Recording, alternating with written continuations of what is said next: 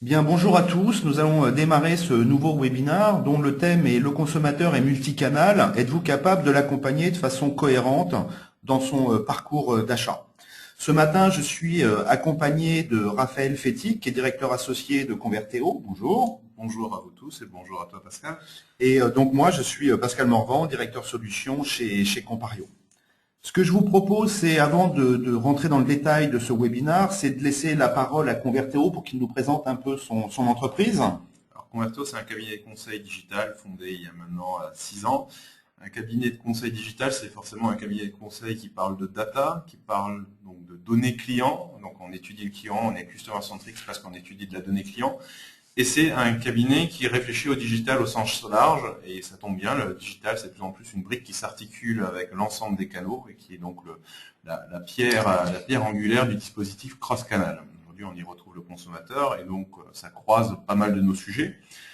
Si on fait un petit peu un focus sur nos expertises, on est naturellement aujourd'hui capable de comprendre le consommateur en ligne, notamment grâce aux solutions technologiques du type Web Analytics qu'on maîtrise dans le déploiement et dans l'exploitation. Mais on en discutera un peu plus tard aussi par les modèles mathématiques. On parlera d'économétrie un peu plus tard dans cette intervention. Donc on est là en parallèle naturellement de vos équipes de réalisation, que ce soit des agences, SS2I ou structures internes. On est votre bras droit digital et on essaye naturellement de tirer le meilleur parti du dispositif existant ou du dispositif que nous allons construire ensemble. Alors, on accompagne des acteurs de tout secteur, avec tout type de business model et tout type de problématiques, avec un point commun, j'aurais tendance à dire, qu'ils se posent la question de la performance de leur canal digital. Donc, on va retrouver des marques, comme pour vous, mesdames et mesdemoiselles, Christian Louboutin, mais également naturellement des acteurs du voyage, comme Club Med, ou des acteurs qui font un peu l'actualité en ce moment, comme La Redoute, ou d'autres encore qui sont leaders en France du secteur e-commerce, comme Cdiscount. Très bien, merci Raphaël. Donc là, je vais vous présenter rapidement Compario, pour ceux qui ne nous connaissent pas. Compario est un éditeur de logiciels dont le domaine d'expertise repose sur trois grands piliers fonctionnels, qui sont le merchandising, donc l'art de bien positionner ses produits dans ses différentes vitrines. Un deuxième pan fonctionnel qui va parler de la recommandation produit, comment on va être à travers, je dirais, un certain nombre de règles, soit statistiques, soit métiers, avoir la capacité à recommander les bons produits et les positionner correctement à l'intérieur de ces différentes vitrines. Et le troisième grand pan qui est la personnalisation, c'est-à-dire comment on va être capable d'amener de la même façon à travers différentes règles métiers eh bien, les produits le plus simplement possible vers ses clients. Et la particularité de notre offre, c'est d'être capable d'animer le client sur l'ensemble des points de contact. Donc on va beaucoup parler ce matin du web et des canaux digitaux, mais c'est aussi d'autres canaux comme l'email, le call center. On a d'ailleurs un certain nombre d'expériences auprès de nos clients. Une particularité de Compario, peut-être en tant qu'éditeur de logiciels, qui est importante, nous avons ce que nous appelons l'approche Open Innovation. Globalement, ce sont nos clients qui, chaque année, votent la roadmap de la solution. Donc, on les questionne. On est en plein moment de ce processus, puisqu'on a envoyé le questionnaire à l'ensemble de nos clients pour qu'ils nous indiquent quelle direction doit prendre le logiciel par rapport à leurs vraies problématiques métiers. Donc ça, c'est un point. On anime aujourd'hui un peu plus de 150 sites web dans 20 pays, puisqu'on suit aussi le déploiement de nos solutions à travers le déploiement de nos clients à travers le monde.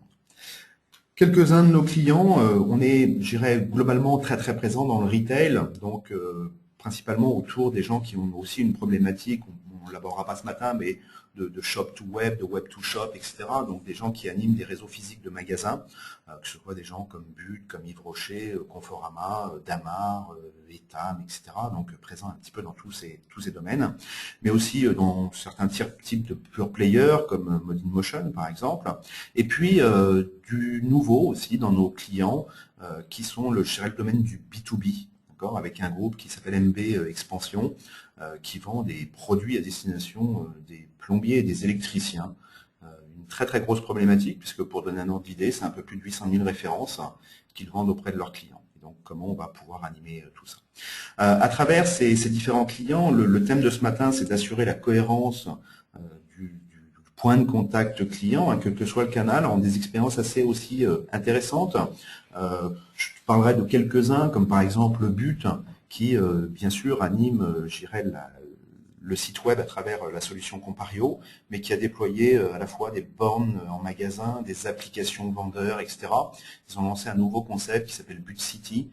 Juste pour information, But City, c'est le magasin de centre-ville.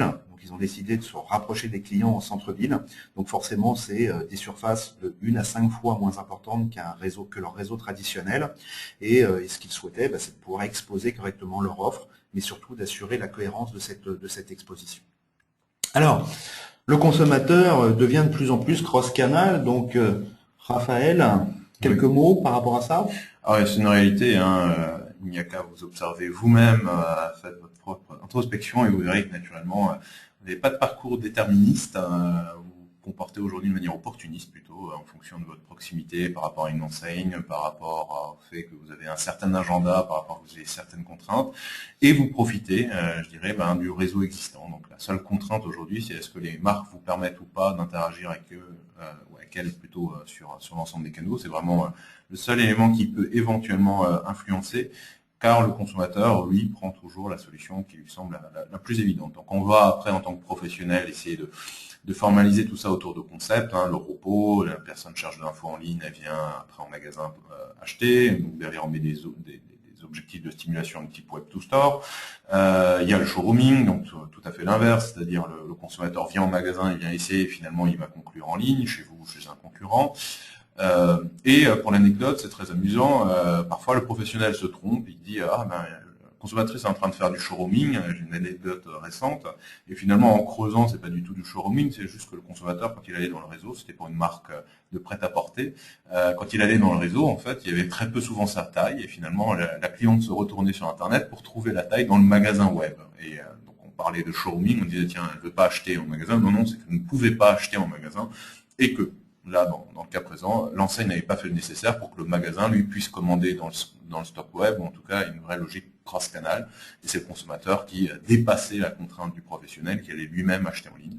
Et c'est éventuellement une chance pour le professionnel que le consommateur le fasse à sa place. Oui, tout à fait.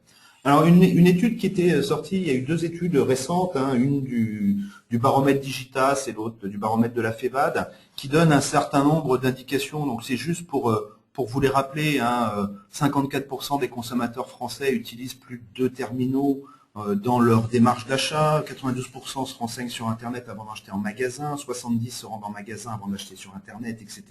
Enfin, toutes les statistiques sont là et prouvent bien aujourd'hui que le consommateur utilise tous les canaux mis à sa disposition. D'accord ? Quand je parle de canaux, de points de contact, plus on en met, forcément, plus le client va les utiliser.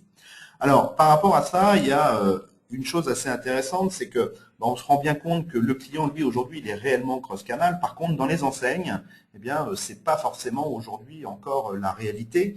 D'ailleurs, une étude qui avait été menée par eMarketer.com en septembre 2012, donc qui est quand même assez récente, même si elle commence un petit peu à dater, mais en tout cas qui mettait en évidence, en tout cas chez les retailers, des projets par rapport à tout ça. Et ces projets, le premier qui ressortait, c'était délivrer une expérience d'achat sur de multiples canaux. On va beaucoup parler de l'expérience d'achat aujourd'hui, mais surtout comment on va assurer cette cohérence de l'expérience d'achat pour le consommateur.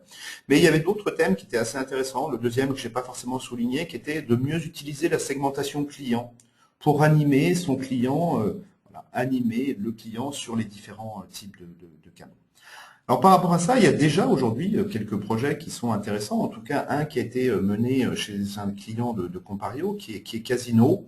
Alors j'aime beaucoup le terme du projet qui s'appelle Anytime, Anywhere, Any Device. Ça veut bien dire ce que ça veut dire, c'est d'assurer un parcours client continu et cohérent à travers l'intégralité des canaux qu'on lui a mis à disposition. Ça veut dire quoi ? Ça veut dire surtout qu'il faut être aussi capable de traquer ce qu'on appelle les interactions clients pour enrichir au fur et à mesure la connaissance client. Parce que si je commence un acte, on va dire un acte de visite, un acte d'achat, je dois pouvoir l'utiliser sur l'ensemble des canaux. Pour prendre un exemple très simple, imaginons que je commence à modéliser une cuisine sur un site de vente par cuisine, de cuisine. Et puis, un acteur suédois, par exemple. Suédois ou français, il y en a des très très bons français. D'accord. Donc je commence à faire un certain nombre de choses et puis généralement qu'est-ce que je fais? Je vais retourner en magasin. Si j'arrive pas, si le vendeur ne peut pas retrouver ce que j'ai déjà regardé, ce que j'ai déjà simulé, etc., forcément ça ne va pas pouvoir fonctionner. Et l'espace-temps, d'accord, est très important, on va en parler tout à l'heure, c'est que tout ça doit se faire forcément en temps réel. Ce notion de parcours client, je donne un exemple de ce qui est fait aujourd'hui chez Casino. Je démarre ma liste de courses en scannant des barcodes sur mon application smartphone. On a parlé tout à l'heure du showrooming, du solo-mo, etc. Donc toutes ces mécaniques. Puis ça veut dire quoi? Ça veut dire que tout simplement, après, je suis capable de récupérer ma liste sur le site web pour pouvoir finaliser ma commande, rajouter des produits, etc. Et puis, dernière étape, je vais le récupérer en magasin. Donc là, c'est un parcours relativement simple qui met en place 3 canaux. Mais vous voyez bien que l'idée, elle est sur l'ensemble des points de contact, de faire en sorte que le client puisse naviguer et acheter le plus sereinement possible.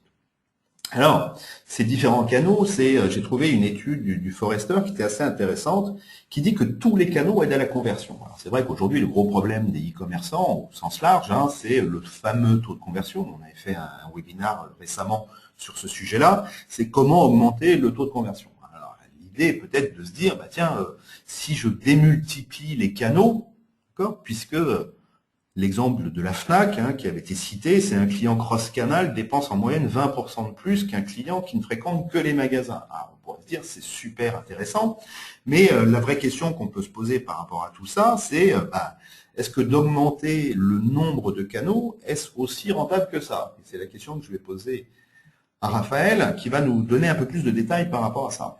Alors, premier élément sur lequel je me permets aussi de rebondir, c'est que naturellement Pascal dit il faut une expérience cohérente, on reviendra dessus. Une expérience cohérente avec des canaux différents, ça paraît être un vœu pieux. Le cross-canal, c'est un vœu pieux parce que c'est un vœu d'expérience client, c'est un vœu qui met le client au centre du débat. La réalité, c'est que naturellement, tous ces canaux ne dépendent pas des mêmes acteurs en interne et ne dépendent pas naturellement, du coup, des mêmes indicateurs de performance. On ne rentrera pas forcément aujourd'hui dans le détail, mais un des éléments aujourd'hui qui est le principal frein du cross-canal dans les entreprises, c'est naturellement la redistribution de la valeur et naturellement les objectifs de chacun, le variable de chacun. On s'approche de la fin d'année et de la distribution des primes. Donc chacun, je m'imagine, voit très bien de ce dont il s'agit. La réalité, c'est que le consommateur, lui, vous demande une expérience personnalisée sur mesure, mais il veut pas voir les fils, la couture, les soudures, il veut avoir une expérience la meilleure possible. La réalité, c'est que en plus, il est embêtant, ce consommateur, il s'équipe de plus en plus de devices différents. Il va du coup rendre l'équation très complexe, puisqu'il va falloir du coup lui répondre efficacement sur un PC, sur un smartphone, sur des tablettes, comme on peut le voir dans cette étude du Gartner. La croissance et je dirais l'explosion aujourd'hui du nombre de smartphones et de tablettes questionne naturellement sur le fait que encore beaucoup d'acteurs, par exemple, accompagnent très mal le consommateur sur ces deux types de devices et n'ont pensé leur site web, par exemple, uniquement pour le PC. Ce qui pose des questions à la marge sur tablette, parce qu'aujourd'hui, les gens les utilisent en Wi-Fi, à la maison, dans les usages fixes. Mais sur le smartphone, ça pose une autre question, c'est est-ce qu'on a aujourd'hui des sites qui sont pensés pour accompagner la personne dans la rue, puisque l'usage sera plutôt dans la rue, dans les transports en commun, en mobilité. Donc ça, c'est des questions peu évidentes, mais en tout cas, ce graphe-là vous souligne à quel point la chose est urgente. Alors, on va le voir sur le slide suivant. Moi, j'ai une petite anecdote par rapport à ça. C'est vrai qu'on voit bien l'explosion du smartphone. Donc, il y a un certain nombre de gens qui, à une époque, se sont dit il faut absolument que j'ai mon application iPhone ou Android, en disant je vais donner à mon client un certain nombre d'informations, etc. Moi, j'ai une anecdote personnelle en tant que consommateur. Je vais souvent faire mes achats à Londres et j'avais repéré sur le site web d'une marque de luxe bien connue, je tairai le nom ce matin, qui j'avais trouvé une super chemise. Voilà, j'avais vu une super chemise. Cette chemise, elle avait deux caractéristiques, c'est qu'elle existait en différentes tailles on va dire de largeur, comment ça s'appelle, de bandes, de rayures, voilà, de rayures avec deux tailles de rayures, et qu'elle existait en plusieurs coloris. Il y avait le combinatoire du coloris, des rayures, puis après, forcément, je trouve ma taille. Donc j'ai retrouvé une super chemise, et puis j'ai commencé à aller dans le premier magasin. Dans le premier magasin, il n'y avait pas la chemise. Alors, soit je trouvais la chemise, mais pas dans les rayures, soit pas dans la bonne couleur, il n'y avait pas ma taille, ou il n'y avait pas tout ça. Et l'application mobile, la seule chose qu'elle me donnait, c'était juste d'arriver à me localiser où étaient les 9 boutiques. Alors, je dis, un 9 boutiques dans le centre de Londres. Donc, un store locator. Voilà, les stores locateurs, et ça me donnait uniquement cette information. J'ai fait une première boutique, j'ai continué mon shopping, je suis passé devant une deuxième, une troisième, puis après j'ai arrêté parce que forcément, je n'allais pas faire les 9 boutiques de cette marque pour le trouver. L'attente du consommateur, c'était quoi? Mon attente en tout cas, c'est qu'on me dise, ben voilà, la chemise que j'avais mis dans ma wishlist, en plus j'avais mis dans ma wishlist sur Internet pour la retrouver facilement, mais je la retrouvais pas sur l'application mobile. Donc voilà, quand on parle de cette cohérence, c'est un petit peu tout ça. Donc on voit bien qu'il y a une explosion, en tout cas des canaux mis à disposition, mais visiblement le chiffre d'affaires est quand même très très loin de suivre l'usage. Alors tu es un très bon démonstrateur dans ton cas de cette réalité-là. C'est encore une fois, ce que tu évoques, c'est du product locator, du coup, et pouvoir localiser un SKU quelque part dans un réseau physique, alors, ce qui n'est pas une chose évidente. Avec des réseaux intégrés, on peut l'imaginer, avec une marque qui n'aurait pas de raison propre, c'est plus compliqué. Mais la réalité, c'est que le consommateur, lui, nous décante déjà des usages assez marqués. Et comme je le disais, si on regarde aujourd'hui la part de visite sur vos dispositifs digitaux, le PC, la part du PC naturellement se réduit, naturellement un effet de dilution au profit du mobile et de la tablette. La tablette qui est aujourd'hui, comme je l'évoquais, va avoir une performance de conversion, notamment online, qui est assez équivalente à celle du desktop, puisque les usages sont assez comparables. On utilise aujourd'hui smartphone ou tablette le matin au petit déjeuner. Quand on est au travail, on est tous équipés en PC. Et puis à la pause de midi, éventuellement, on repasse sur un smartphone. Tout l'après-midi, on est sur PC. Et le soir, dans le lit, on achète sur tablette. La réalité, c'est que je vous ai jamais dit qu'on achetait sur mobile dans toute cette démonstration, et c'est ce qu'on voit dans les chiffres d'affaires, naturellement, des différents sites. Alors, il y a quelques exceptions, les acteurs, par exemple, de la vente privée, qui vont arriver à générer quelques achats sur mobile, mais ça pose beaucoup de questions de contraintes, et notamment, par exemple, l'enregistrement de la carte bancaire. Donc, on parle d'expérience et de personnalisation cross-canal. On a de plus en plus d'acteurs, et on le verra après dans une démonstration, qui vont chercher à sauvegarder la carte bancaire sur PC, là où vous êtes tranquille et où personne n'est derrière vous en train de noter vos 16 chiffres et votre date d'expiration et le crypto, pour en fait favoriser un achat mobile. Parce que quand vous êtes dans le bus avec des gens à côté de vous, vous n'allez pas sortir votre carte et taper vos 16 chiffres. Donc finalement, cette sauvegarde se fait pour PC pour finalement la réutiliser sur mobile. C'est éventuellement un des moyens pour débloquer le mobile, mais dans les faits, le mobile va servir beaucoup plus en brique web to store, et c'est pour ça qu'on ne voit pas de chiffre d'affaires, parce qu'on ne sait pas lui affecter des ventes qui seraient faites en magasin. Donc voilà, d'où une vraie problématique, c'est qu'on multiplie le nombre de canaux, donc sans savoir véritablement s'ils contribuent ou pas à porter des ventes. On se dit que naturellement, on sert mieux le client, il y a un vœu pieux qualitatif d'amélioration de l'expérience client. Encore faut-il être capable d'avoir une bonne expérience homogène, mais naturellement, l'avenir nous semble assez dense entre la télé connectée, les montres intelligentes, alors qu'on essaye aujourd'hui de vous pousser à période de Noël, et les Google Glass demain, dont on peut voir tout à fait l'intérêt dans une problématique Web to Store. On se dit qu'on a de plus en plus de canaux, donc plus en plus de coûts, puisque naturellement, opérer chacun de ces canaux, c'est déjà à coup sûr des coûts. Par contre, le CA à la marge, là on est beaucoup plus dubitatif et on n'est pas certain que même s'il y a création de chiffre d'affaires additionnel, ce soit à la hauteur des coûts investis. Tout à fait. Et c'est vrai que la grosse complexité, donc là vous vouliez nous parler d'un exemple chez Cdiscount. Oui, alors pour avoir une bonne expérience, du coup, on se pose la question de comment on fait pour avoir une bonne expérience, c'est déjà d'avoir des dispositifs dédiés à chacun des devices qui, encore une fois, ont des particularités. Le desktop, on navigue avec une souris, donc il faut une interface où on peut naviguer au pixel près parce qu'on est précis avec une souris.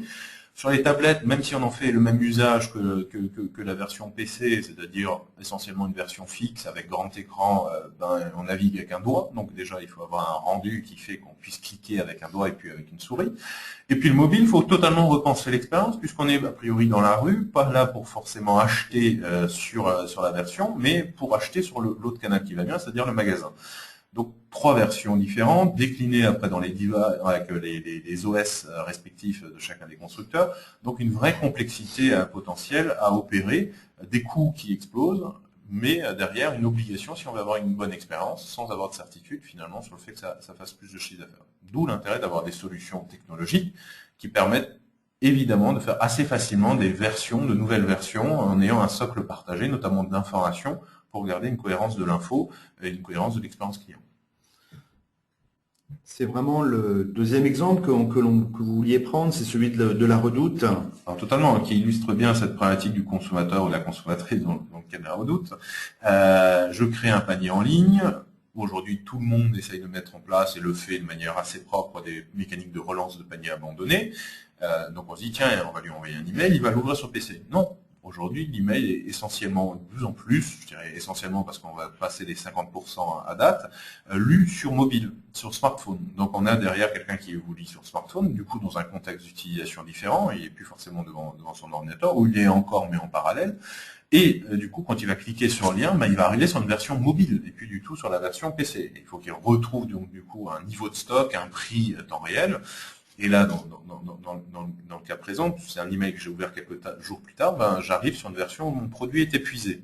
Alors, ce qui est naturellement préjudiciable et qui pose la question, est-ce que je suis capable sur cette petite interface, par exemple, de lui faire une recommandation intelligente de produits alternatifs, puisqu'il faut gérer cette frustration potentielle.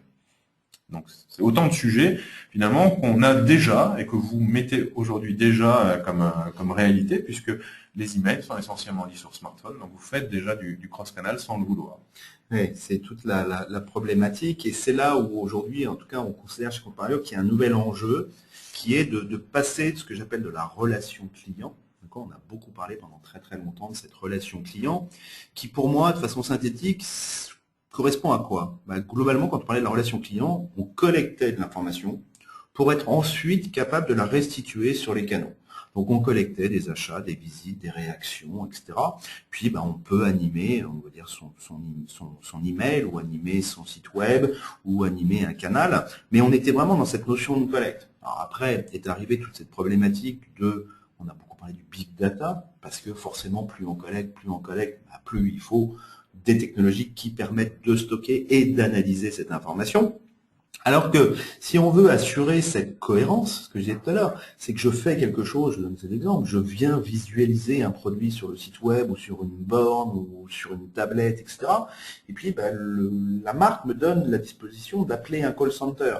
L'exemple typique, c'est qu'à l'instant où je suis en train de regarder, je peux en même temps appeler le call center. Si le call center n'a pas la vision de ce que je suis en train de faire, de ce que j'ai regardé, comment voulez-vous que le téléconseiller puisse m'aider dans ma démarche d'achat?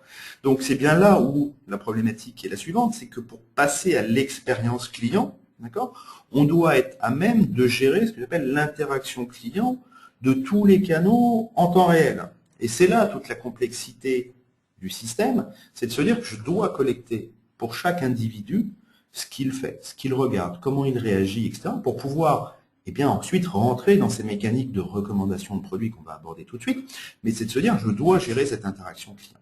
Et ça, pour pouvoir le faire, il faut, comme disait Raphaël, une solution unique qui va permettre d'animer l'ensemble de ces canaux. Alors là, j'en ai pris quelques-uns.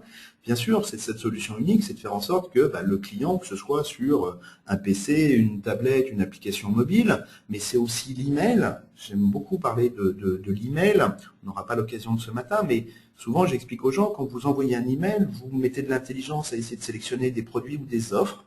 Et puis après, quand le client, il arrive sur le canal, d'accord, il ne les retrouve pas. Il a cliqué dans l'email, il a cliqué sur le produit 1, il arrive sur la fiche produit, mais après, il continue à naviguer sur le canal. Il ne revient pas sur l'email pour voir le deuxième produit, puis le troisième, puis le quatrième. Donc, si je ne lui amène pas cette cohérence du produit, des offres, des messages que j'ai envie de lui pousser, forcément, ça ne fonctionne pas bien. Donc là, on voit bien les canaux digitaux, les emails, les réseaux sociaux, des caisses en magasin, les douchettes qu'on trouve maintenant de plus en plus. Ces douchettes, je trouve qu'aujourd'hui, elles sont assez mal utilisées. On pourrait faire de la recommandation produit. Je suis en train de scanner un produit. Avec de la connaissance client, je dois être capable de pousser des produits complémentaires, de lui expliquer où aller le trouver, dans quel rayon, etc., etc. Puis, voilà. La technologie, les mondes connectés, etc. J'en ai moi-même une, pour l'instant, elle me donne juste l'heure. Et mes emails de temps en temps, mais voilà, c'est le principe, c'est de se dire qu'il faut absolument mettre en place une brique technologique qui va vous permettre d'animer tout ça. La grosse difficulté, c'est comment, après, on peut, quand on se connecte sur de multiples canaux, comment je vais centraliser cette information. Oui, donc la réalité, c'est que naturellement, chacun de ces canaux dispose d'un système d'information, donc derrière de bases de données propres, de langage de programmation même parfois différents, hein, puisque les magasins sont équipés en caisse depuis très longtemps et donc sur des technologies vieillissantes. Là où sur le web, on est sur des technologies PHP agiles. Naturellement, il y a quelques soucis vis-à-vis des DSI sur ce sujet-là, la compatibilité naturellement des systèmes. Le côté temps réel, naturellement, qui est un vrai sujet. Et tout ça, naturellement, le rêve pieux, c'est d'avoir tout ça au sein d'une seule et unique base qu'on pourrait consolider, qu'on pourrait naturellement exploiter et redistribuer en termes d'information, naturellement, à l'ensemble des autres canaux. Donc, avec les différents cas déjà décrits, on se rend compte naturellement que ça va poser des questions aujourd'hui sur la fiabilisation de la donnée, sur la déduplication du contact, et d'où notamment sur la problématique assez centrale de l'identification, puisque de l'info, on peut en collecter, mais très souvent de manière anonyme sur les nouveaux canaux digitaux, et se pose la question de l'identification. C'est le propre. Alors, c'est pas forcément le slide suivant, mais on peut du coup passer directement à ce slide-là. La réalité, c'est qu'aujourd'hui, l'internaute, c'est un cookie. En magasin, vous êtes éventuellement une carte de fidélité, mais tout le monde n'a pas de carte de feed. Puis, quand vous êtes au téléphone, vous êtes éventuellement un numéro de téléphone appel entrant. Donc, tous ces identifiants propres à chaque canal, naturellement, il s'agit de les consolider autour d'un identifiant client unique. Ce qui n'est pas aisé, parce que naturellement, tout client ne souhaite pas forcément décliner son identité. Donc d'ailleurs, aujourd'hui, on identifie, en tout cas, il va y avoir redondance dans mon propos, on identifie deux niveaux.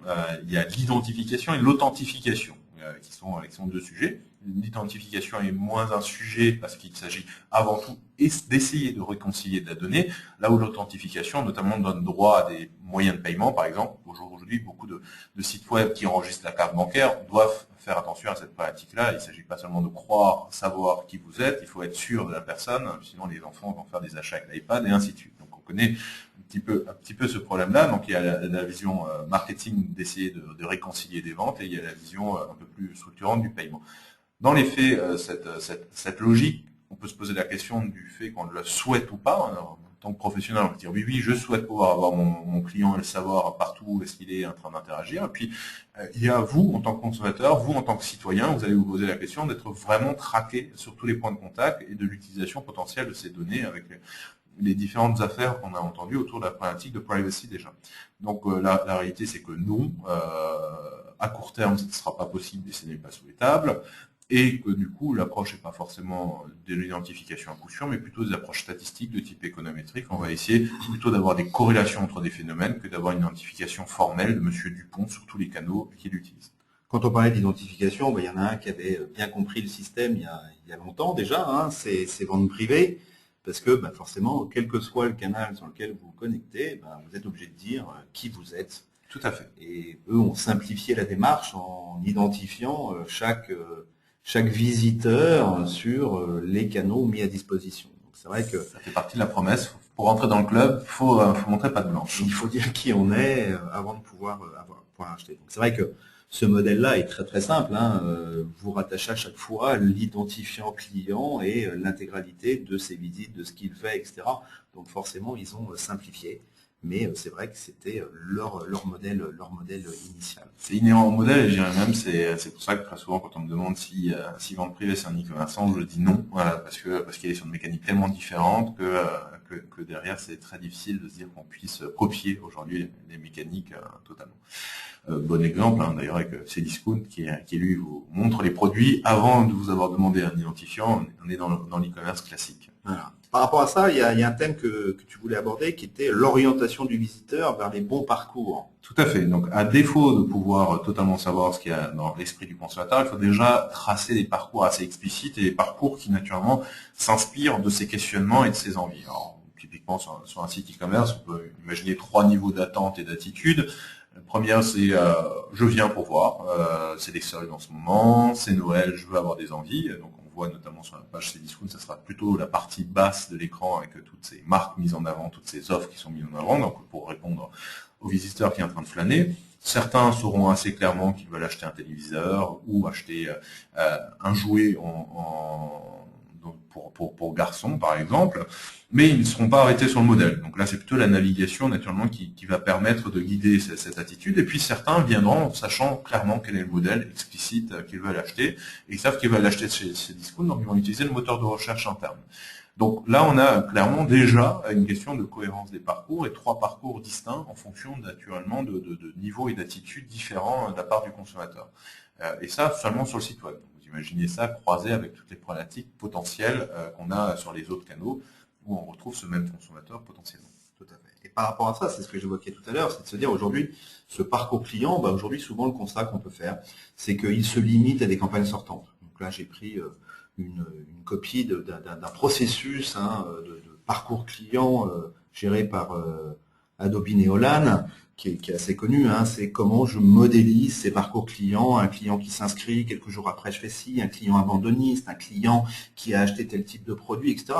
On définit toute une série de mécaniques pour définir comment on va l'animer. Et puis aujourd'hui, cette animation, c'est je lui envoie des emails, je lui envoie des campagnes, mais cette notion de parcours client, pour faire en sorte que ce soit cohérent, c'est que je dois le faire sur tous les canaux. Parce que quand je viens sur le canal, si dans la campagne marketing, je suis abandonniste, eh bien, la façon dont vous allez essayer de m'animer dans les campagnes sortantes doit être cohérente. Et il faut me pousser les mêmes messages, il faut me pousser les mêmes offres, eh bien, quel que soit le point de contact.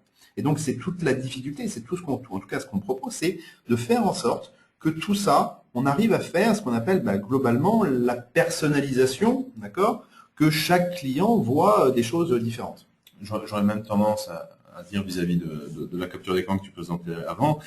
Ça, c'est la vision du marketeur qui aimerait que le consommateur se comporte de cette manière. Et la réalité, naturellement, aujourd'hui, c'est d'avoir un consommateur qui fait ses choix et ses arbitrages en fonction de beaucoup de variables, et notamment, comme je le disais tout en amont, ne serait-ce que sa proximité géographique, par rapport au fait qu'il a un travail qui est situé à côté du magasin. Donc, il est très difficile, naturellement, d'intégrer toutes ces contraintes. Mais c'est un des éléments déterminants qui fait aussi que le marketing a de plus en plus de mal à lire et comprendre le consommateur. Il a un niveau de fragmentation des comportements qui fait qu'on parle très souvent de one-to-one, même si c'est pas un objectif en soi, c'est une réalité mécanique de par ce que le consommateur aujourd'hui fait. De ce point de vue-là, naturellement, donc comme je le disais, le premier niveau, c'est déjà d'avoir des parcours clairs. Donc c'est le consommateur qui va s'auto-segmenter, on va dire, par rapport à ses parcours. On parlait avant de moteur de recherche interne, la navigation, les push produits. Mais il s'agit aussi de savoir personnaliser, notamment les push produits, voire éventuellement la navigation.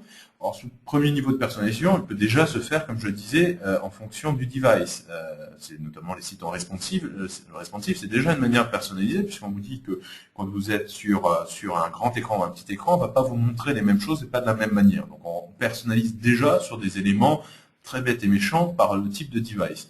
On peut naturellement aussi personnaliser par des éléments du type CRM, puisqu'on est capable éventuellement de vous reconnaître, de vous dire, puisque vous avez acheté ces produits-là, vous êtes peut-être intéressé par ces thématiques-là. Alors ça devient, par exemple, un sujet très important sur mobile, puisqu'on n'a plus beaucoup de place pour pousser du produit en quantité industrielle, comme on peut le faire sur la version desktop. Et donc, il faut être de plus en plus malin. Quitte à pousser quelque chose, il faut être très malin. Et on peut se poser la question, Amazon n'a pas cette contrainte, mais qu'un acteur physique doit notamment rentrer des problématiques de géolocalisation, de disponibilité de stock ou autre, pour vraiment être très malin, comme par rapport à l'expérience sur ta chemise, où finalement il y avait juste à pousser la chemise et sa dispo qui aurait été intelligent comme personnalisation.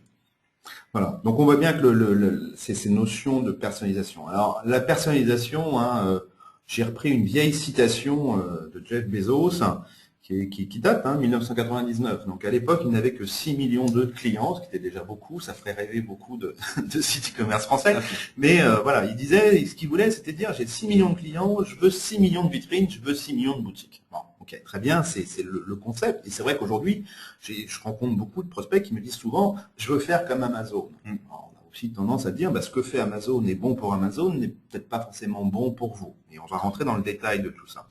En tout cas, cette recommandation personnalisée, parce qu'on parle bien de la personnalisation, elle est importante. Il y a eu des études à la fois de Forrester ou de Borden qui dit que 77% des clients interrogés pensent que la recommandation produit personnalisée, on parle bien de personnalisation, c'est d'arriver, sont utiles et qu'un tiers d'entre eux indiquent qu'ils achètent des produits sur la base de ces recommandations. Donc, on va passer dans la phase de recommandation.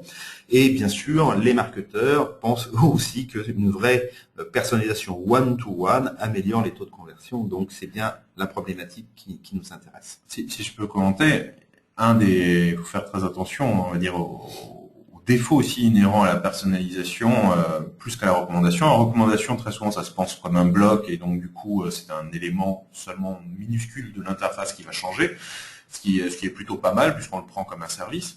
Versus la personnalisation, en effet, il y a des gens qui projettent d'avoir des sites différents en fonction des consommateurs, voire de changer la navigation. Donc faites très attention, vous n'êtes pas capable, encore une fois, d'identifier les personnes sur tous les canaux. S'il a 2 sites différents en fonction qu'il se connecte à la maison ou il se connecte au travail, ça va lui sembler très bizarre, il va pas retrouver ses petits, il va même peut-être penser que c'est pas le même site web. Donc il faut faire très très attention. Et l'autre élément qui est très connu dans les pratiques de recommandation, c'est aussi l'effet bulle de verre. Donc c'est-à-dire, à force de vouloir trop restreindre les produits poussés, on perd des effets d'opportunité. Et on montre plus, par exemple, la profondeur de la gamme. En étant trop focus, on oublie de faire aussi la pédagogie de la largeur d'une gamme. Donc il faut faire attention, il faut les deux, il faut un petit peu d'aléa, il faut certes de l'intelligence, mais aussi laisser un peu la boîte ouverte et lui montrer tout ce qu'il y a à côté. C'est tout à fait, c'est la vraie problématique. On rentrera dans ce que propose aujourd'hui Compario en termes de recommandations, mais globalement, quand on parle de recommandations statistiques, ça s'appuie sur 3 grands piliers, qui est, on va dire, l'historique du site, ou des canaux, comment les gens naviguent, ce qu'ils achètent, comment ils arrivent aux différents produits, etc. Ensuite, c'est l'individu à qui je parle. Donc là, c'est son historique de navigation, qu'est-ce qu'il a vu, quelle est sa fréquence, quels sont les achats qu'il a fait. Et puis ensuite, c'est d'adapter la recommandation en mixant et de regarder l'instant présent. Qu'est-ce que je suis en train de faire à cet instant T et comment je vais recommander mes produits. La recommandation statistique, globalement, je l'évoque sous ce schéma-là, qui est de dire, on part des produits, des caractéristiques, donc j'ai mon catalogue, et puis on met des algorithmes mathématiques qui vont définir en gros des statistiques par rapport aux ventes et aux achats, par rapport aux visites, qui sont des relations entre ces produits. C'est-à-dire que les gens qui regardent le produit 1, quels sont ceux qui sont le plus achetés, le plus visités, et ça va me sortir le 12, le 14, le 56, etc. D'accord ? Donc ça, on est sur des modèles mathématiques qui vont vous sortir ce type de relation. Le principe, c'est que aujourd'hui, vous avez tous fait l'expérience, d'accord ? En tout cas, en tant que client, sur un certain nombre de sites, on vous propose de la recommandation statistique, où on vous dit, tiens, ceux qui ont regardé ci ont acheté ça, ceux qui ont fait ci ont fait ça, etc. Et puis là, des fois, en tout cas, moi, en tant que client, je me dis, mais de quoi il me parle ? C'est quoi cette recommandation ? Il y en a plein sur un site d'habillement récemment. Un de mes collègues est allé voir une veste pour homme, on lui a proposé des soutiens-gorge. C'est peut-être la statistique. Enfin il y a plein d'exemples. Donc la vraie question qu'on peut se poser, en tout cas nous, c'est ce qu'on s'est posé, c'est est-ce qu'on doit faire confiance à la machine ou est-ce qu'on doit faire confiance à l'humain ou est-ce qu'on doit mixer ces deux approches ? Parce qu'il y a une chose qui est assez intéressante. Moi, j'ai fait aussi l'expérience récemment sur un site qui utilise que de la recommandation purement statistique, c'est qu'on arrive à vous recommander des produits qui ne sont pas en stock. Donc, j'utilise un emplacement de vente, une vitrine, d'accord, où j'ai poussé un produit qui, malheureusement, n'est pas disponible. Et la vraie contrainte, elle se situe là, c'est qu'on doit prendre aussi en compte, d'accord, toutes les problématiques métiers. Tout à fait. Le pilotage des stocks en est tout à fait cohérent et pertinent. Avec une réalité, encore une fois, pousser les produits qui marchent le mieux, on tue aussi ce qui marche le moins bien. Naturellement, il y a une problématique de rotation des stocks qui est tout aussi importante finalement, puisque quand on est distributeur, on prend des risques sur des stocks et il faut naturellement faire tourner le stock, voire se débarrasser et déstocker. Donc on ne peut pas totalement se fier juste à cet indicateur de conversion. D'ailleurs, il faut essayer de vendre aussi les produits qui nous restent sur les bras. Il y a le pilotage de la marge qui est pas évident non plus. C'est bien de faire une vente, encore faut-il qu'elle vous fasse gagner de l'argent. Il y a naturellement aussi des visions et des problématiques plutôt CRM, c'est-à-dire est-ce qu'on ne veut pas faire basculer toute une partie de ma population sur la gamme au-dessus, parce qu'on en est capable et qu'on pourrait faire les choses. Alors certes, on va en perdre quelques-uns au passage, mais au global, ça sera gagnant. J'ai des problématiques chez les clients qui sont totalement focusés sur la problématique de l'acquisition, et donc finalement on peut biaiser les règles plutôt pour favoriser des nouveaux, parce qu'on sait que sur les anciens ça a une marge, en tout cas un impact assez moindre parce qu'ils sont déjà déjà hyper verrouillés. Donc, il y a de vrais sujets sur ces dimensions métiers. En plus, après, on pourrait introduire toutes les problématiques aussi de relations avec les marques, parce qu'on peut aussi avoir envie de pousser une marque, parce que cette marque, il y a un accord de trade marketing, et la marque qu'on s'est engagé de pousser de manière vraiment omniprésente. Donc, tous ces problématiques métiers doivent être intégrés, et notamment viennent se poser la question du cross-canal et de la cohérence de la politique commerciale, notamment d'animation. Si j'ai un code promo, si j'ai une offre, comment je maintiens ça et combien je le croise avec éventuellement ces briques de recommandation. On m'a fait une offre sur certains produits et puis les produits qu'on pousse ne sont pas les produits qui sont soumis à l'offre. Donc c'est un peu bizarre. C'est exactement le principe. Ce qu'a voulu faire Compario. Donc Compario, historiquement, on est vraiment le spécialiste du merchandising. Et notre philosophie aujourd'hui est de dire que on doit passer de la recommandation au merchandising personnalisé. C'est-à-dire quoi? C'est-à-dire que la recommandation statistique, c'est bien, mais j'ai aussi des vrais enjeux métiers. Je donne un exemple. C'est vrai que la recommandation, on disait tout à l'heure, ce ne sont que des statistiques entre des produits. Mais j'ai peut-être, moi, derrière, la volonté de pousser ma marque distributeur. La statistique ne va pas me pousser ma marque distributeur. Par contre, moi, j'ai l'intérêt de pouvoir dire, non, mais j'ai envie de pousser aussi ce type de produit dans la recommandation. Ça veut dire quoi? C'est-à-dire qu'au-delà de la recommandation, il faut introduire deux nouvelles notions, ce que j'ai appelé le quoi et le comment. D'accord? Ce qu'on fait dans une action de merchandising, quand on fait une mise en avant sur une home page, quand on fait une mise en avant sur une page listing, aujourd'hui, c'est vrai que la contrainte de la recommandation statistique, souvent, c'est au niveau de la fiche produit. Alors qu'on doit être capable aussi de faire de la recommandation sur des pages listing, sur une home page, etc., en tenant compte de ça. Le quoi et le comment, c'est quoi? C'est tout simplement, c'est-à-dire, dans le quoi, j'ai peut-être envie aujourd'hui de mettre en avant mes promotions, mes nouveautés, mes produits à déstocker, etc. Donc, je dois pouvoir jouer sur la sélection des produits qui vont rentrer dans la recommandation. J'ai la statistique globale des relations entre tous mes produits, mais dans une page listing, dans une page produit, dans une famille de produits, j'ai des intérêts et tout ça doit s'associer. Le deuxième point, c'est le comment. Parce que forcément, je ne peux pas préconiser tous les produits, on va dire, en relation. Donc, il faut que je les sélectionne. Et là, justement, dans le comment, c'est là où je vais mettre d'autres règles métiers qui sont, c'est quoi mes stocks? C'est quoi les marges que je fais sur mon produit? J'ai des statistiques, j'ai un produit à 99,9 et l'autre à 99,8. Oui, mais celui à 99,8, je gagne beaucoup plus d'argent. Donc, j'ai tout intérêt à le pousser. D'accord. Donc, c'est vraiment mixer ces deux approches en rajoutant ces deux éléments qu'on a l'habitude de faire dans du merchandising au niveau de la recommandation. Ce merchandising, ce que j'appelle moi aujourd'hui le merchandising personnalisé, ça va permettre de faire plusieurs choses. D'abord, c'est bien sûr d'utiliser les données de votre CRM. Vous avez collecté plein d'informations, des segments, des âges, des appétences, des marques. Ce que je disais tout à l'heure, on crée des grosses bases de données, on parle de big data, on score les clients, on calcule les appétences, on calcule tout ça, et puis on s'en sert pour animer le client sur une campagne d'emailing ou une campagne courrier. Eh ben non, je dois être capable de dire si ce client il aime tel type de produit, il a telle appétence, eh bien je vais lui pousser des bannières, je vais lui pousser des produits, je vais lui mettre en avant des produits.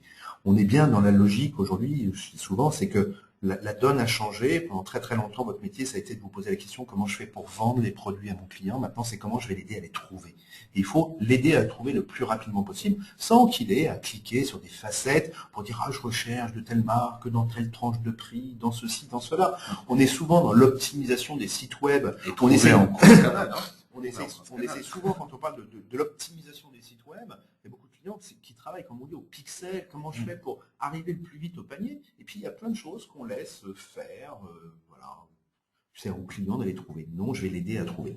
Donc ça, c'est d'utiliser de la donnée sur le CRM. Et bien sûr, ça, sur quel que soit le canal. Ce que je vais faire sur un canal, je le fais sur l'autre. D'exploiter en temps réel le comportement lors de la navigation. Alors ça, c'est quelque chose que j'aime beaucoup, c'est de se dire, aujourd'hui, on n'écoute pas son client. Quand je dis on n'écoute pas son client, ça veut dire quoi? Ça veut dire que vous lui poussez la recommandation, vous lui faites des mises en avant sur des produits, et puis vous n'écoutez pas ce qu'il vous dit. Pourtant, il vous dit plein de choses en naviguant. Il vous dit des tranches de prix, il vous dit des marques qu'il a peut-être des préférences, des styles vestimentaires, tout ce qu'on peut imaginer, il vous dit plein de choses. Puis il vous dit aussi des choses des fois assez intéressantes. Je vais vous donner cet exemple. Je viens chercher une veste homme, et puis on met en avant, j'en sais rien, une veste rouge. Et puis, voilà, on me l'a exposé. Et puis je continue à naviguer. Puis je reviens dans la famille des vestes, on continue à me parler de la veste rouge. Alors que peut-être que si j'étais dans un magasin, le vendeur m'aurait peut-être présenté la veste rouge. C'est la meilleure vente. C'est la meilleure vente. Mais si je lui dis, ah, quelle horreur, pas du rouge, d'accord? Eh bien, je lui ai dit quelque chose. Je lui ai dit, je voulais pas de rouge. Bah, forcément, le vendeur, il va pas continuer à me présenter du rouge. Il sait que je n'aime pas le rouge. Voilà. Donc, écouter ce que vous dit le client sur le canal est quelque chose d'important parce que ça permet de recalculer ce que j'appelle en permanence la remontée, la recommandation produit. L'origine de la visite, alors ça c'est pareil. Je vous disais, on vous envoie des newsletters qui ont un thème, puis on m'a poussé des produits. Je clique sur un premier produit, puis après, on m'a complètement oublié que je venais de la newsletter, comment j'anime mon client, comment je lui remets en avant les différents produits que j'avais sélectionnés pour lui. Deuxième exemple, je viens d'un moteur de recherche. J'ai dit, tiens, en ce moment, j'étais à la recherche, moi, l'autre jour, d'un jean diesel bleu. Voilà, super. Donc, je tombe sur un site de vente qui vendait du diesel, que je connaissais, qui est généraliste, qui vend bien sûr du diesel bleu. Donc, je suis arrivé, il a bien fait son travail de référencement. Son jean diesel bleu était bien classé dans Google. J'ai cliqué, je suis arrivé sur le jean. Et après, qu'est-ce que j'ai fait? J'ai renavigué sur les jeans. Et on a complètement oublié de me parler de la marque diesel et du bleu. C'est tout bête, mais on écoute son client.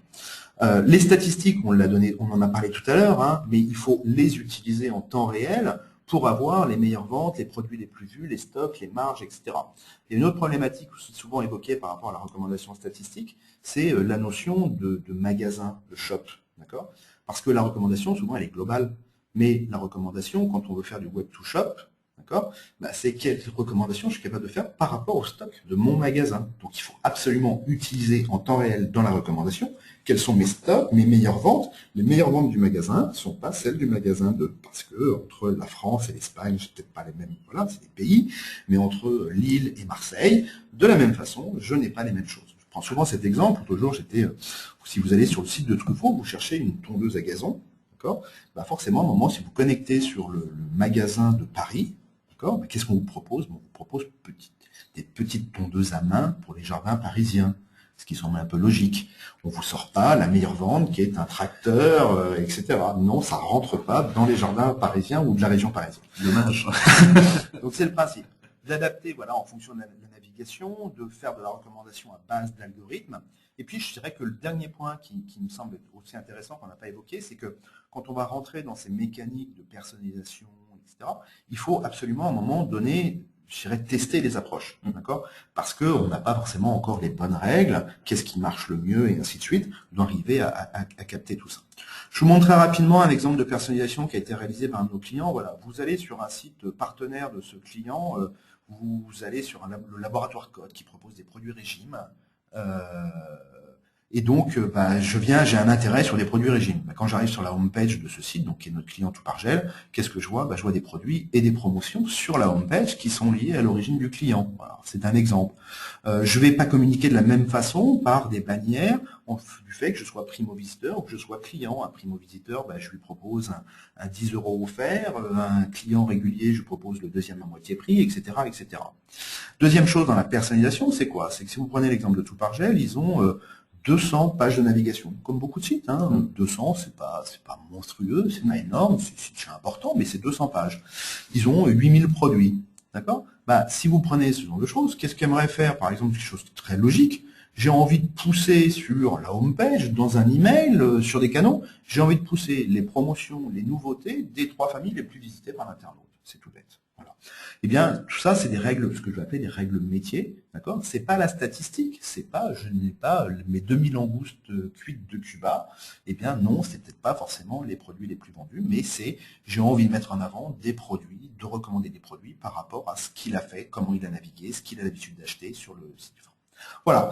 Il est 50, on laisse toujours un peu de temps pour les questions. On va finir en synthèse. Donc, la synthèse, on disait bien, avec Raphaël, mesurer de manière fiable. Oui. Collecter l'information de bonne qualité déjà pour après naturellement nourrir les algorithmes, mais surtout aussi pour nourrir vos analyses et comprendre votre consommateur. Nous, la deuxième étape, la compréhension est clé. On parle de customer centrisme. Le cross-canal, c'est du customer centrisme. Aujourd'hui, vous ne l'êtes pas, vous êtes plutôt multicanal, la plupart des entreprises. Si vous voulez devenir customer centric, il faut devenir cross-canal. C'est cohérent et c'est logique avec ce qu'est le consommateur. Après, il faut savoir le piloter, donc notamment mettre en place déjà des grandes redirections, et au-delà de ces grandes redirections, naturellement personnaliser de manière intelligente et, si possible, sur certains éléments, parce qu'il faut aussi, entre guillemets, pouvoir passer l'échelle, automatiser sous certaines contraintes métiers. Donc voilà, bien dans cet ordre-là. Vouloir faire de l'automatisation, de la personnalisation sans avoir un socle fiable de données, ça nous paraît aujourd'hui être très très dangereux, et c'est pourtant une réalité. Il y a beaucoup de gens qui, pour fuir par exemple la problématique du tracking, s'inventent un besoin de personnalisation, alors que derrière ils vont faire des recommandations assez stupides, et ils ne vont pas s'en rendre compte dans les stats, puisque la mesure ne sera pas pertinente, et donc naturellement on se racontera que ça crée de la valeur, alors qu'on est peut-être en train de détruire la valeur. Une mauvaise reco, ça peut tuer naturellement du business. Voilà. Et pour finir, je voulais que tu puisses nous parler un peu de la démarche de Converteo, comment vous aidez aujourd'hui vos clients voilà. Dans leur problématique digitale, il y a point de départ, mais c'est historique, c'est créé en 2007. En 2007, on voyait beaucoup de gens qui avaient des sites web et qui n'avaient pas du tout déterminé quel était le rôle de ce site web. Donc déjà aujourd'hui, avoir un objectif clair dans une stratégie digitale, c'est hyper important. On parlait du repos, par exemple, et de l'impact du on sur le off.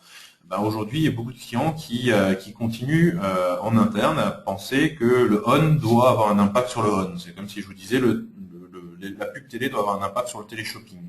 Bon, il n'y a pas grand monde qui ferait de la pub à la télé juste pour du téléshopping. Donc on est tous assez clairs sur le fait que le digital va au-delà. Le digital peut faire du relationnel, il peut y avoir des programmes relationnels. Le digital, il permet de faire certes des ventes en direct, mais surtout des ventes en direct, de ramener le consommateur en magasin. Donc il est vraiment très très important, et c'est l'étape numéro 1 avec laquelle on travaille la plupart de nos clients. Déjà définir clairement les objectifs, et après on met des moyens en face, après on met des outils, après on met des solutions, mais d'abord savoir ce qu'on veut faire de ce fameux canal digital où il y a plein d'espoir et plein de potentialités. La deuxième, c'est de le faire de manière propre et efficace, cette mise en œuvre. Donc on fait beaucoup d'assistance à maîtrise d'ouvrage. On disait dans le retail is detail. Quand on fait du digital, le moindre impact peut avoir de grandes conséquences. Donc il faut choisir les bonnes solutions, il faut savoir choisir les bons acteurs pour vous accompagner, et il faut naturellement faire en sorte que tous les détails soient maîtrisés. Je prends souvent l'exemple de petits problèmes de référencement naturel qui fait que vous allez vous retrouver blacklisté, et ça remonte à l'oreille de votre directeur général qui vous demande d'expliquer pourquoi on a perdu 40% du trafic. Globalement, en cascade, on a moins de gens dans nos magasins, donc ça peut très vite devenir un problème alors que c'était juste une page dupliquée. Voilà le genre de détails auxquels il faut être naturellement très sensible. Et naturellement, une fois que tout ceci est bien exécuté, bien mis en œuvre, après il y a toujours, et de manière continue, une démarche d'amélioration continue, donc une démarche de mesure, une démarche d'optimisation, d'analyse, et c'est ce qu'on fait aussi bien sur le site que sur les investissements digitaux, et encore une fois avec une lecture cross-canal. Donc aujourd'hui, on est capable avec nos économètres de travailler sur des problématiques qui dépassent naturellement la mesure du ROI direct. On est sur des ROI au sens large, des ROI et des contributions sur tous les canaux, notamment en call center, notamment en agence ou autres points de contact naturellement de votre réseau. Écoute, merci Raphaël. Bon, Compario, vous avez bien compris, on peut vous aider avec nos solutions logicielles. Donc n'hésitez pas à prendre contact avec nous. En tout cas, je vous remercie d'avoir été attentif ce matin. Ce que je vous propose, c'est de passer un peu sur la partie questions-réponses.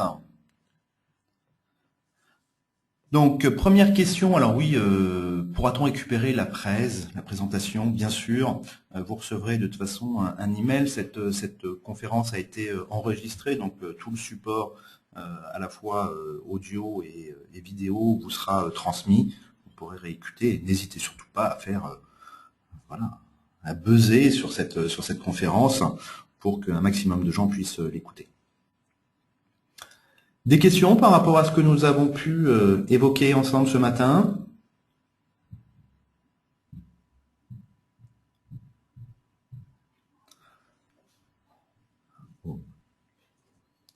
Merci Patrick pour votre commentaire, mais ce n'était pas une question. Non. Il semblerait qu'on ait été très clair, en tout cas mon message dans ce sens-là. Merci surtout pour votre écoute attentive. On va essayer d'être le plus riche possible. Naturellement, beaucoup de questions ont été abordées juste par le petit bout, par la vision d'Aigle. Alors là, on a une question sur les projets B2B. Je laisse peut-être des projets B2B, je vous disais, on a sur le sujet de la plomberie.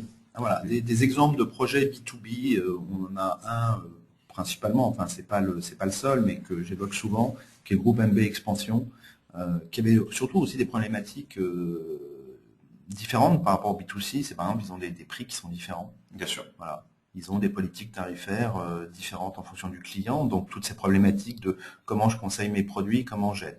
Mais globalement, si vous prenez cet exemple de B2B, il est vraiment très significatif pour moi. C'est aider le client dans la recherche de produits, d'en trouver le produit. Vous avez bien compris, le client que j'évoque, il vend des produits de plomberie et d'électricité, donc à destination des plombiers, des électriciens qui sont sur leur chantier. Ils sont sur leur chantier, il leur manque une pièce, d'accord ? Il faut qu'ils le trouvent très rapidement, y compris sur une application mobile, et surtout qu'ils sachent est-ce que ce produit est disponible dans le point retrait qui est le plus proche de mon chantier, parce que si c'est proposer des produits qui ne sont pas retirables dans les 10 minutes, un quart d'heure, il ne peut pas finir son chantier. Voilà.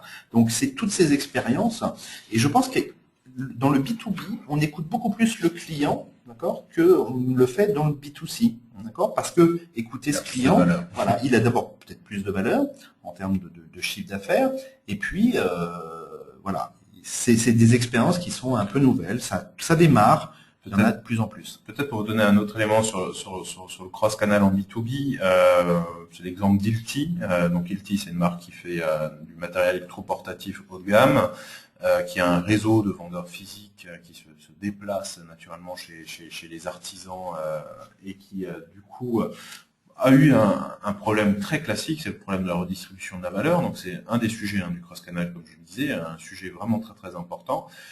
Et par exemple, qui a choisi de dire que l'ensemble du chiffre d'affaires réalisé sur notamment le canal web serait reventilé par portefeuille de clients. Donc ça permet du coup de totalement casser la problématique du silo. Et du coup, les commerciaux sont devenus les ambassadeurs du site web en disant, notamment quand vous achetez des consommables, quand j'ai acheté la perceuse, il me faut des fourrés, il faut des mèches. Ça, vous pouvez l'acheter tout seul, vous êtes un grand, et puis vous êtes surtout un professionnel, c'est-à-dire que vous avez besoin en temps réel sur votre chantier, via l'appli mobile, par exemple, d'acheter la mèche et de l'avoir très rapidement. Donc là, il y a des sujets, naturellement, de ne pas avoir pendant 2 jours d'attente parce qu'il n'y a pas la mèche, et donc le chantier en est en train de prendre du retard. Même si c'est la meilleure vente. Et même si c'est la meilleure vente. Donc il y a un vrai sujet, c'est que les pros ont très souvent besoin du fameux temps réel que tu as évoqué tout à l'heure, sur n'importe quel canal, parce qu'ils sont sur les chantiers, et pour avoir des artisans de la famille, c'est les gens qui n'ont pas le temps forcément en journée, qui vont faire soit très tard le soir, soit qui seront toute la journée sur le chantier, donc qui auront peut-être pas de réseau, et ainsi de suite. Donc il y a des vraies contraintes fortes. Mais derrière, il faut leur offrir donc une bonne expérience, et notamment en cassant la problématique de la redistribution de valeur, qui est assez propre au B2B, où on veut toujours naturellement affecter la vente. Et donc, il faut aller au-delà et notamment faire de vos vendeurs physiques des éléments structurants. Alors, peut-être l'adresse du site. Pour le B2B, il y en a un qui s'appelle Mabeo et l'autre qui s'appelle Tereva. Voilà, .com. Alors, Guillaume nous pose une question sur le pourcentage d'investissement des annonceurs sur mobile. Alors, je n'avais pas du tout le chiffre à l'esprit. Ce qui est certain, c'est que je pense qu'il y avait à une époque une volonté de faire avant que ça soit l'heure, et maintenant le consommateur y est, et je pense qu'on est très certainement en retard par rapport aux éléments que vous évoquez, mais on est aussi en retard de manière assez classique, parce qu'on n'est pas capable d'en mesurer la rentabilité. Comme c'est profondément une rentabilité cross-canal dans le cas du mobile, il y a forcément beaucoup de mathématiques, beaucoup de modélisation pour le contributif. Donc dans les faits, aujourd'hui, si on se dit que le mobile est aligné uniquement sur le chiffre d'affaires qui est généré en direct, les investissements ne sont pas à hauteur et sont très certainement sous-évalués par rapport à ce qu'ils devraient être si on mesurait un vrai contributif à la création de valeur en magasin, au call center ou ailleurs. Donc je pense que vous pourrez retrouver des chiffres notamment sur la Mobile Marketing Association, la MMA, si je ne dis pas de bêtises, qui doit communiquer des chiffres naturellement et qui est l'association de référence en France sur les problématiques de marketing mobile. Eh bien écoutez, merci à tous. Il ne nous reste plus qu'à vous souhaiter à tous en tout cas de bonnes fêtes, de bonnes ventes pour Noël, de bonnes soldes pour ceux qui enchaîneront directement sur les soldes à partir du mois de janvier. Prochain webinar Compario aura lieu, je dirais, début février, mais vous recevrez tous des invitations pour le prochain thème correspondant. Je vous souhaite à tous de bonnes fêtes et puis à bientôt. Merci. Au revoir. Au revoir.